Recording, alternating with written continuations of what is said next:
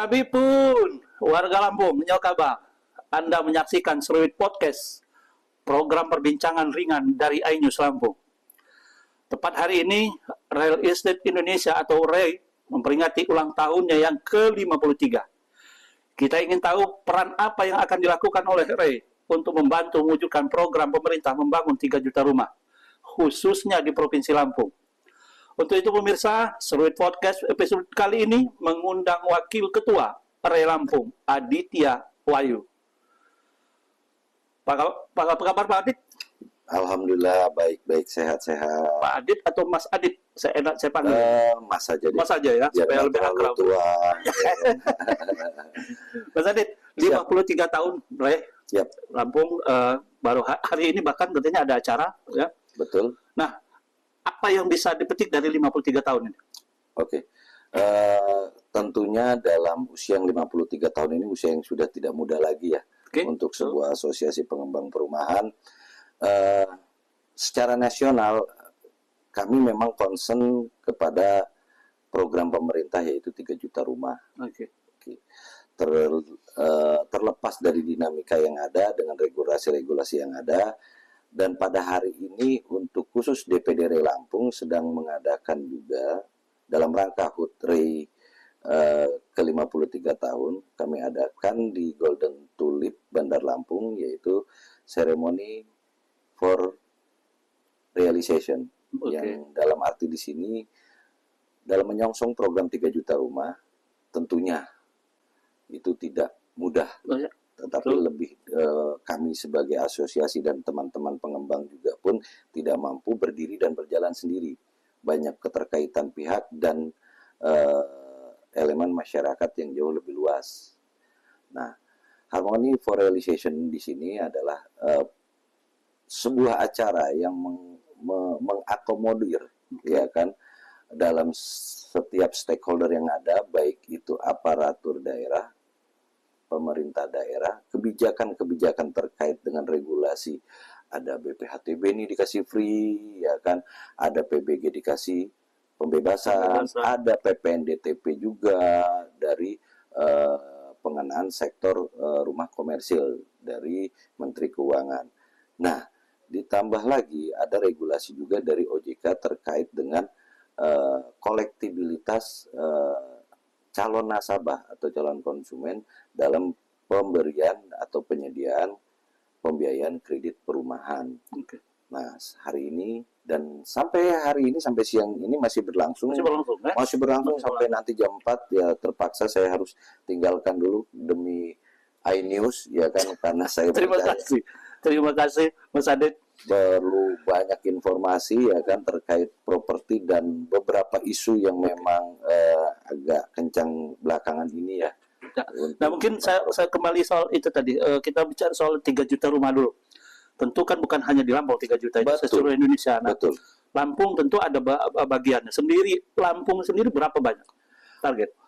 Untuk saat ini Lampung ketersediaan pergerakan dari para anggota sendiri itu kurang lebih ada 93.752 unit. Yang itu yang sudah ada atau yang sudah baru? Ongoing. Hanya memang kebanyakan dari sektor FLPP atau rumah untuk MBR. Tetapi kembali lagi untuk kuota tersebut sudah terilis kurang lebih sekarang itu di 7.000 kuota yang baru terilis. Itu se-Indonesia ya, gitu kan. Jadi ada keterbatasan. Nah, Lampung sendiri target berapa banyak? Kalau untuk kuota ini pembagiannya, plottingnya kan otomatis Lampung ini bukan yang menjadi mercusuar untuk barometer pertumbuhan properti, gitu kan. Banyak daerah seperti Jawa Barat, Banten itu jauh lebih besar, Pak.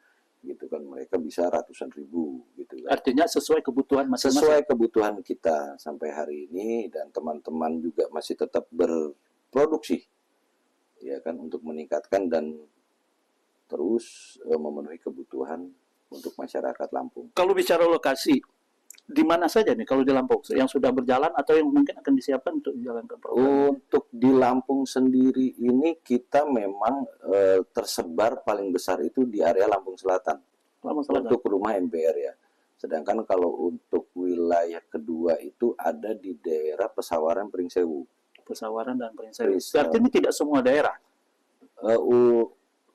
Kalau untuk Lampung Timur ada, cuman jalannya juga nggak signifikan ya. Kalau Bandar Lampung itu otomatis segmennya komersil. Komersil.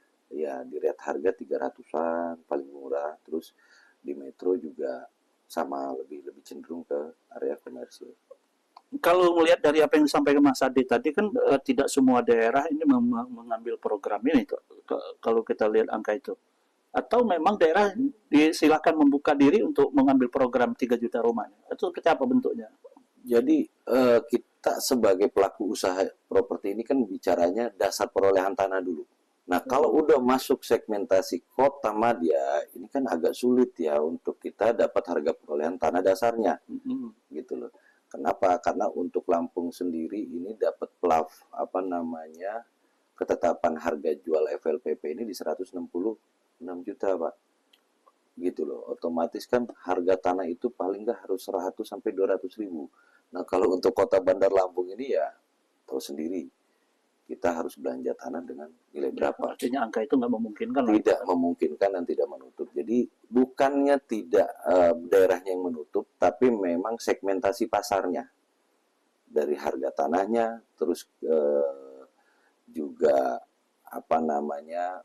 pendapatan per kapita daerahnya pasti berbeda gitu. Oke. Mas Adit, tentu ini ketika ada program ini kan masyarakat juga perlu tahu mereka apa saja atau fasilitas apa saja yang mereka nanti bisa dapatkan dengan melalui program ini. Nah, untuk di Lampung seperti apa bentuknya?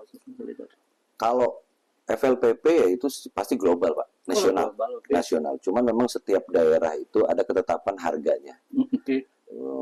Untuk paling tinggi itu ada di Papua sampai dengan 200 juta, daerah Jakarta, Jabodetabek itu ya sekitar 170 atau 180 juta. Artinya setiap daerah dia berbeda? Berbeda ya? Gitu loh. Jadi kalau saat ini ya yang diterapkan FLPP itu suku bunga flat 5%. 5%. Cuma kita nggak tahu ke depan karena isunya ya kan akan ada regulasi, karena dengan penambahan 3 juta rumah ini kuota yang tadinya 1 juta jadi 3 juta kan pemerintah perlu anggaran besar. Ya, betul. Ini 3 kali lipat dari periode tahun lalu, ya. Gitu kan. Nah, beritanya dan itu dalam 1 tahun loh. Dalam 1 tahun. 1 tahun. Dan ini otomatis harus menggait stakeholder lain. Nah, beberapa mungkin bisa dilihat di media, beberapa media bahwa statementnya ada pembagian porsi APBN dengan perbankan gitu loh untuk pembiayaan FLPP, dan otomatis suku bunganya pasti akan lebih besar ya, tapi kayaknya masih di under 10%. Under 10%. Nah, subsidinya dapat di mana mereka? Kalau sama dengan yang kemarin-kemarin ini berbeda. Di mana bedanya? Jadi berbedanya ya itu tadi gitu kan.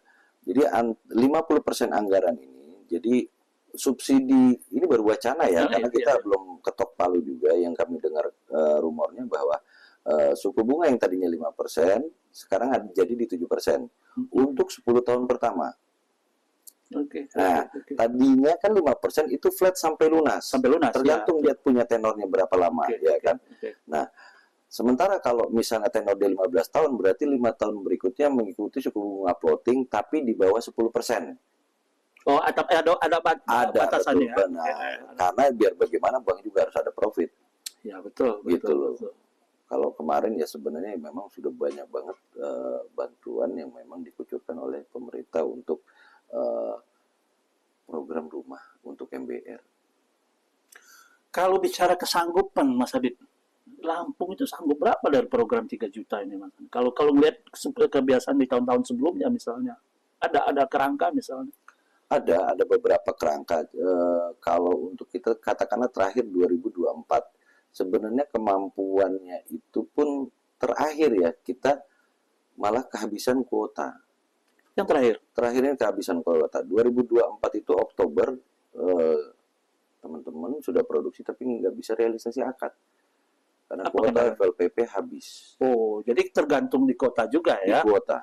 Maka mungkin dari itulah pemerintah periode yang saat ini menambah kuota yang sebesar-besarnya. Jadi no limit sebenarnya. Cuma ya kami nunggu juga realisasi untuk 3 juta rumah ini dengan suku bunga, dengan skema yang seperti apa. Kalau melihatnya berarti Gilead ini akan makin hidup lagi ya. Nah, bagaimana dengan kesiapan Rai Lampung sendiri untuk menyambut program 3 juta rumah ini? Untuk Rai Lampung saat ini kita nggak mau muluk ya. Jadi posisinya mungkin teman-teman yang saat ini sedang berjalan, ya kan. Kita fokus kepada beberapa titik yang memang sudah dikembangkan sama pengembang dalam keanggotaan asosiasi Rai. Ini nggak terlalu muluk deh. Tapi kalau untuk kedepannya untuk perlu proses Pak. Kita buka proyek baru itu nggak mudah, ya kan, cari tanahnya, belum lagi kesesuaian dengan RT RW tata ruangnya. Nah itu yang sering terjadi. Mas Adit, nah ini menarik lagi rame-ramenya ini ya. Di Bekasi ya kalau nggak salah kita baca di media itu ada rumah warga juga termasuk perumahan itu. Ya, betul, ya jadi betul, menarik. Betul. Nah sampai digusur sementara mereka sudah punya sertifikat hak milik. Ini menjadi persoalan baru lagi. Bagaimana Rai Lampung melihat ini? Kami melihat ini sebenarnya banyak ya yang memang perlu dikomentari. Beberapa kita lihat di media sosial pemberitaan soal ini si Malakamanya jatuhnya jadi larinya pengembang terus nih yang salah kan gitu ya kan. Jadi kami menanggapi saat ini memang ini problematika yang kalau urusan tanah ya kan dari kapan ya sampai hari ini kayaknya selalu masalah batas, masalah kepemilikan, tumpang tindih sertifikat kayaknya bukan hal baru. Tetapi kita telisik jauh lebih dalam beberapa dari pemberitaan di media, baik media cetak, media nasional, bahkan kemarin saya lihat ada podcastnya Hotman Paris ya, salah satunya itu diangkat. Kalau kami melihat di situ dan hasilnya adalah jadi area lahan tersebut, ya kan, ini sudah agak ambigu ya pada saat transaksi pihak pertama dan pihak kedua, ya kan. Mereka tidak balik nama, entah sudah lunas atau belum tidak tahu, ya kan. Terus pihak kedua menjual ke pihak ketiga, ya kan. Ini pun tidak dibalik nama. Begitu pihak keempat membeli, barulah dibalik nama dari tangan pihak ketiga. Nah, setelah itu pihak keempat menjual kepada pihak pengembang. Keempat dan pengembang ini kan sah secara hukum. Nah, regulasinya permasalahannya ada di transaksi pihak pertama dan pihak kedua. Betul. Dan ini yang tuntut juga ahli waris, Pak. Gitu kan. Ya akhirnya ya. Tapi katanya kalau kita menyimak itu ya yang lahan perumahan kalau nggak salah klaster ya. Itu tidak masuk dalam kalau pengakuan BPN ya. Betul. Tidak termasuk dalam sengketa. Justru pengadilan salah menggusur ini. Nah, kalau saya dengar pengadilan tidak menghadirkan BPN-nya juga kan gitu. Ya, betul. Dan BPN bahkan menyatakan bahwa tidak ada perintah pengadilan untuk penggusuran. Betul. Nah, jadi ya itu karena dalam perintah pengadilan memang ada perintah akuisisi ya atau eksekusi. Eksekusi, gitu ya. eksekusi. Ya, tapi terlepas itu tepat sasaran dan ataupun tidak, ya inilah antara ketidaksesuaian batas koordinat untuk setiap bidang sertifikat kadang-kadang suka berubah-berubah. Sehingga itu yang memicu jadi pergeseran, akhirnya yang tadi tidak masuk dalam sengketa jadi masuk. Betul, karena kita lihat alas dasar pihak penggugat yang kemarin itu adalah AJB. AJB yang ya, tahun otomatis tidak belum terdaftar gitu dalam badan pertanahan ya kan. Ya kita nggak bedanya jauh lah kalau orang tua kita dulu. Batasnya di mana? Itu pokoknya pohon kedong-kedong gitu, atau pohon itu udah gede-gede gitu. Jadi dalam hal ini pengembang ya pihak yang dirugikan juga, Pak. Hanya belakangan ini gencar sekali serangan dari media sosial. Jangan beli rumah sama pengembang karena pengembang hanya menyewa lahan. Nah, itu pertanyaan yang juga disampaikan ke kita. Betul. Artinya masyarakat, tapi wajar cuma menurut kita Mas Haji, karena masyarakat pengen aman dong punya rumahnya. Tidak hanya begitu beli rumah atau kemudian digusur Nah, ini tentu harus ada jaminan dari RE sebagai pengembang anggota RE. Benar. Seperti apa itu menyikapinya, Lampung? Sebenarnya kita tidak dulu kita pakai SOP ya, standar prosedurnya saja dulu ya kan.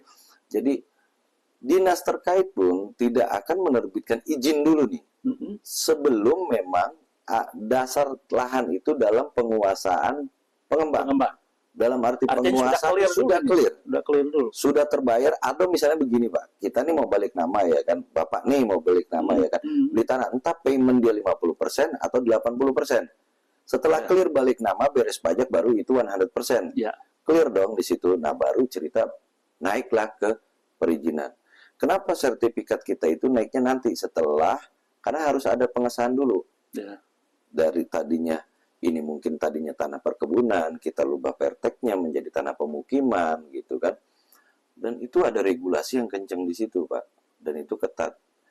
Jadi kalau misalnya pengembang itu hanya menyewa ya kan, atau yang disebut lahan SHGB ya kan, sertifikat hak guna bangun, saya sangat sayangkan pernyataan itu. Kenapa? Dasar HGB bisa diterbitkan karena berbadan usaha. Bapak lebih percaya perorangan atau badan usaha, Pak? Badan usaha dong. Oke, clear, Pak. Jadi, dari hak milik, jika PT perusahaan terbatas dalam hal ini pengembang mengakuisisi lahan dan terbitlah izin, otomatis nanti alas dasarnya atas nama PT akan turun hak menjadi hak guna. Oke, selama 30 tahun. Nah, setelah itu kembali transaksi, entah akad kredit di bank atau pembelian secara tunai, balik nama. Setelah balik nama selesai, ke atas nama konsumen bisa ditingkatkan menjadi hak milik. Itu clean and clear, Pak. Yang penting alas dasarnya itu. Nah, lalu kalau kita bukan mencari siapa yang salah di dalam persoalan ini. Lalu apa yang keliru sehingga persoalan-persoalan seperti ini, kasus-kasus ini muncul, Mas Adin? Apa ya? Oh, saya bilang pengembang itu bukan mafia tanah, clearnya gitu aja. Jadi kalau sampai sekarang mungkin pemerintah masih ada itu mafia tanah atau bagaimana, dasarnya di situ. Tapi bisa saja terjadi dong. Bisa saja terjadi. Kita imbas. Katakanlah kita nggak tahu ya, kami pengembang. Begitu cek clear. Oke. Begitu selesai balik nama. Ternyata ada gugatan misalnya alas dasar paling lama, letter C lah atau girik gitu kan. Tiba-tiba kita kalah gugat. Jadi yang cacat di mana, Pak? Pengembang. Kok bisa? Ya tidak kan. Harusnya bukan pengembang yang cacat di situ. Kenapa? Ya karena kita kan bertransaksi sah. Kita beli. Karena berproses tadi? Berproses. Dengan dasar alas sertifikat. BPN terbitkan sertifikat. Tiba-tiba mungkin nggak pernah ditarik dulu alas dasarnya, girik atau AJB. Berpuluh-puluh tahun kemudian tahu-tahu ada gugatan seperti itu. Yang dimenangkan letter C atau girik. Jadi jangan juga nanti masyarakat berpedoman percuma punya SAM, lebih baik punya girik. Dan itu yang selalu didengungkan masyarakat. Nah, enggak. Jadi nanti kembali lagi ya kan, saat ini saya harap BPN sudah jauh lebih rapi ya kan, dengan ada aplikasi Sentuh Tanahku, kita bisa cek semuanya. Terus dengan sistem sertifikat online gitu kan. Tinggal masalah kesesuaian batas. Nah, ini lagi nih sertifikat online nih. Jadi menarik, dia timbul pertanyaan baru nih, Mas Adit. Seberapa aman dengan sistem yang baru ini? Kan kita tahu bahwa masyarakat ini salah satu kekhawatirannya itu justru dengan sertifikat online, apakah dengan hacker dan sebagainya. Wah, kalau udah sebut hacker itu kita kembali kepada portalnya website yang ada di sana atau software yang ada di sana. Tapi bagaimana untuk bisa menjaga keamanan itu? Tapi kalau teknis di lapangan ya kan, sertifikat itu dengan aplikasi kan sinkronis gitu kan. Nah, terkoneksi gitu kan. Nggak bisa itu. Nggak bisa ya. Kalau misalnya yang buku hijau gitu, kadang-kadang kita barang cetak itu percetakan kadang jago-jago, Pak. Gitu kan. Itu aja permasalahannya. Mas Adit, tentu ini kan perlu ada jaminan juga jaminan pengembang terhadap konsumennya di Lampung. Betul. Ya, agar peristiwa di Bekasi, ini sebenarnya Bekasi ini satu contoh. Betul. Mungkin banyak kasus lain juga serupa bisa terjadi. Nah, bagaimana memberikan jaminan itu kepada masyarakat Lampung untuk itu tidak terjadi di Lampung, karena supaya tidak ada lagi gusur-gusur menggusur. Oke. Mungkin masyarakat juga perlu tahu di sini. Jadi kalau memang ada mau beli rumah, monggo silahkan konfirmasi terdahulu baik ke perbankannya ataupun ke DPD Sekretariat DPD RI Lampung. Oke. Insya Allah mulai bulan depan kita rilis di media sosial mana-mana sih yang anggota kita yang kredibel, gitu loh, yang safety, yang settle, gitu kan. Jangan nanti mengatasnamakan anggota RI sementara kami tidak validasi itu, gitu. Jadi kami dalam hal ini ada tim seleksi, ya kan, ada tim advokasi, ada tim hukum, ada wakil ketua bidang pertanahan, ada perizinan, ada perumahan MBR, ada perumahan komersil dan kawasan industri pun kita ada. Jadi di situ memang kita mencoba memfilter ini, gitu loh. Artinya masyarakat yang mau membeli rumah tidak ada salahnya atau harus mengkonfirmasi ke RE apakah pengembang ini terdaftar sesuai anggota RE. Mungkin itu ya? Betul. Sehingga mereka tidak nanti akan kesulitan di akhirnya. Betul. Jadi kalau kita kadang-kadang bertransaksi, oh nggak mau lah, kita tidak minta apa-apa ya kan, karena kita sebagai wadah asosiasi kita senang jika ada warga Lampung yang mau beli rumah dari anggota kami gitu kan, kita sangat senang sekali ya kan. Tetapi lebih kepada ada payung nih, ya kan, umbrella gitu kan. Kita nggak bisa mewadahi ya kan, karena ini bos-bos Pak, pengusaha-pengusaha semua kan. Betul. Tapi dalam umbrella ini payung bagi konsumen itu ya kan, ya salah satunya itu kita bisa verifikasi mana yang oke, ada yang ini. Dan sekalipun ada pernah ketemu kemarin permasalahan, kita coba mediasi, gitu loh. Kita coba mediasikan apa yang misalnya kurang, ya kan, harus diperbaiki. Tetapi lebih dari itu, sekarang ini agak susah kalau cerita ngomong ada pengembang mau nakal ya. Kenapa? Perbankan itu mensyaratkan saat ini akad kredit harus sudah pecah sertifikat. Sebelum akad. Harus jadi sudah sertifikat splitting. itu sudah pecah dulu. Iya. Tidak seperti yang lama masih gelundungan. Betul. Terakhir itu yang dulu masih gelundungan, bahkan ada SPH itu 2017, Pak. Terakhir itu. Terakhir. 2018 BTN itu keluar regulasi bahwa akad harus sudah splitting sertifikat IMB dan PBG. Gitu. Kita Pak nih, akad Pak hari ini. Sertifikat sudah proses ongoing. Notaris bank yang ngurus balik nama. Kita nggak tahu berapa prosesnya. Terus sudah selesai, rumah sudah dihuni Pak. Sertifikat belum selesai, kami masih pernah garansi Pak. Sampai segitu. Pada retensi kita. Gitu loh. Sampai barang itu keluar balik nama, roya, HT ya kan. Baru bisa dicairkan. Dan itu pun proses nggak minta hari ini masuk, langsung ada nggak Pak. Kembali soal 3 juta rumah itu tadi Mas Adi. Tadi Mas Adi sempat singgung soal bebas BPHTB dan sebagainya. Ini kan akan berdampak dengan daerah ini karena pendapatan mereka akan hilang dengan program pemerintah pusat ini. Bagaimana menurut gambaran dari pemerintah daerah dengan program ini Mas Adi? Ya, itu cukup besar itu Mas. Ya betul. Makanya saya kembali. Cuma ini permasalahannya, ini instruksi dari pusat. Dan setiap daerah wajib menjalankan. Artinya Perda juga secara otomatis harus wajib. Perbu, Perwali itu harus sudah berjalan. Harusnya sih Februari ini harus sudah terbit. Nah, itu berlaku untuk perumahan yang baru. Hanya untuk MBR. Oh, hanya untuk MBR. Untuk MBR. Yang komersil. Betul. Jadi kalau misalnya di sini 160 juta ya kan, dipotong 80 juta, berarti kan ada sisa 80 juta kali 5%, Pak. Jadi sekitar 4 jutaan ya. 4 juta. Jadi itu besar dikumpulkan gitu kan. Cuma bagaimana daerah ini akan bertumbuh APBD-nya ya kan, ya kembali kepada pusat, Pak. Itu udah urusan pemerintah. Udah urusan pemerintah. Jelas berdampak. Artinya pengembang siap menjalankan itu semua. Siap menjalankan itu semua. Selain program 3 juta rumah di Hotik 53 ini, apalagi rencana Lampung, Mas Adin? Itu dia. Jadi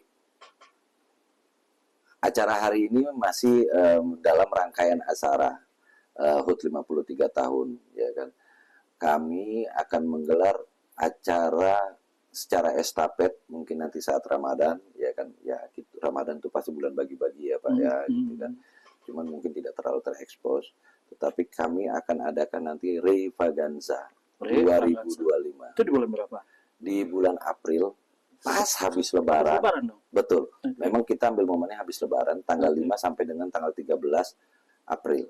Oke, apa aja itu rencana isi Revaganza? Kita mau coba nanti kolaborasi dengan beberapa potensi di Lampung, ya kan. Salah satunya kita bisa kolaborasi dengan ajang pemilihan putra pariwisata Indonesia Lampung, Mulai Mekana, ya kan. Tetapi Oktober kemarin saya pribadi ada mengadakan event juga, dan itu selama 5 minggu. Di situ acaranya berkegiatan sosial dan budaya. Kita concern kepada anak bangsa yang ini gadget. Anak-anak ini nggak bisa lepas dari gadget. Jadi situ lomba mewarnai, talk show, menari, terus kembali lomba dai. Nah, ada fun run, fun bike, lomba memasak, ada zumba juga. Kita akan create sedemikian rupa agenda itu, yang acara ini 10 hari. 10 hari. Dan di situ itu ada pameran juga. Di situ diisi dengan ada beberapa stand, ada edukasi juga. Kami kebetulan hari ini juga kedatangan dari DJP wilayah Lampung dan Bengkulu. Jadi ada kelas untuk perpajakan di hari itu, dan ada edukasi juga dari OJK. Jadi ada beberapa kita buat kelas-kelas seperti itu. Dan untuk masyarakat, monggo silakan tahu, karena pajak ini nggak cuma pengembang aja. Pajak pribadi, karena ada regulasi PPN DTP ditanggung pemerintah 12% sampai dengan Juni ini. Terus PPh 21 ada segmentasinya. Oh, kita lagi digratis ini. Sampai itu kapan itu? PPh 21. Sampai kapan? Apa selamanya? Enggak. Ada baca juga. Kan insentif. Insentif kalau semangat ya. Kan ini hal yang gini di masyarakat pasti disambut. Jadi poinnya adalah kembali untuk mendongkrak penjualan. Gitu. Biar bagaimana wacana kami ke depan untuk berkontribusi dalam 3 juta rumah, kita nggak mau bicara muluk terlalu jauh. Kita mau apa yang ada saat ini, yuk kita promosikan, kita jual habis, besok bergeraknya bisa lebih kencang, Pak. Gitu loh. Bicara potensi, artinya tidak hanya 3 program 3 juta rumah, artinya juga ada yang komersil. Lampung ini seperti apa sih kalau di segi perumahan, potensinya seperti apa? Komersil ini banyak sekali tumbuh ya. Hanya beberapa juga mereka main klaster-klaster gitu kan. Itu dengan peminat, seiring dengan peminat itu tinggi sekarang kan? Lumayan. Saya sendiri komersil ya. Saya nggak ada FLPP gitu kan. Saya komersil. Nah, Tebet Raya ini sekarang ini udah di rate harga 500 paling murah sampai dengan 1,4 miliar. Itu yang komersil ya? Betul. Mas Adit, sebenarnya masih banyak yang saya mau tanya dengan Mas Adit. Kapan-kapan saya jangan bosan dong kalau saya undang lagi. Siap. Ya. Kita ini mungkin menjadi pencerahan baru bagi masyarakat yang ingin memiliki rumah, namun tentunya masyarakat tidak gegabah untuk memilih rumah. Yang pastinya Rey siap bantu. Silahkan menghubungi Rey untuk mengetahui pengembangnya supaya pengembangnya nakal atau tidak ya. Tinggal searching aja di Google, DPD Rey Lampung. Langsung muncul ya. Langsung muncul, ada kontak personnya di sana ya kan. Monggo keluhannya. Dan jangan lupa subscribe, follow ya kan. Oh, ada media sosial juga? Ya. Rey Lampung. Rumah Rey, TikTok, Instagram, Facebook ya kan. Dan juga jangan lupa follow Seruit Podcast. Subscribe, like gitu. Dan kami berharap tidak untuk hari ini juga, saat ini juga kami juga perlu media promosi, dan terima kasih sekali iNews MNC Group ya sudah mau bekerja sama dengan kami, dan kami juga berharap tidak untuk saat ini, untuk jangka panjang ke depan kami perlu promosi dan edukasi. Baik untuk masyarakat Lampung khusus. Baik, makasih Mas Adit. Salam sama teman-teman. Siap. Kami selalu terbuka buat teman-teman pengembang untuk Terima ikut kasih. mempromosikan. Siap, siap. Demikian warga Lampung, perbincangan saya dengan Mas Adit. Semoga bermanfaat bagi warga Lampung. Saya pamit. Salam.